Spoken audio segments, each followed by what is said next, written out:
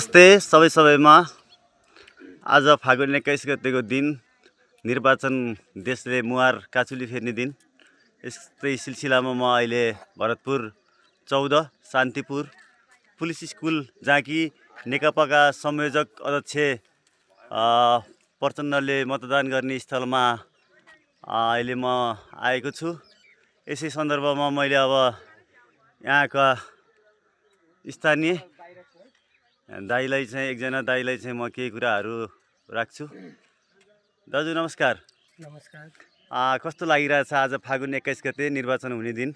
तपाईँ यहाँ Shantipur police school हुँदै गर्दा यहाँ त आदरणीय अध्यक्ष प्रचण्डज्यूले नि भोट हाल्ने ठाउँ मतदान स्थान केन्द्र, तपाईँले कस्तो अनुभव गरिरहनु भएको छ अहिले देशको समसामयिक घटनालाई लिएर र यो निर्वाचन सम्बन्धीलाई कस्तो अनुभव गरिरहनु भएको छ दाजु? अहिले 2082 फागुन 21 गते जुन मतदान हुँदैछ यो अकल्पनीय खालको बाट चाहिँ तयार भएको उत्सव हो। यो मतदानलाई हामी उत्सवको रूपमा लिनुपर्छ र यो अकल्पनीय भए पनि यसमा हामीले अब लागि परि यो उत्सवलाई यो मतदानको प्रक्रियालाई अगाडि बढाउने जमर्को गरिरहेका छौँ र यसलाई हामी सफलतापूर्वक सम्पन्न गर्न लागिरहेका छौँ। भनेपछि यहाँको तयारी चाहिँ सम्पूर्ण कामहरू चाहिँ एकदम राम्रोसँग सुरक्षित भएको अनुभव हजुरले गर्नुभएको छ।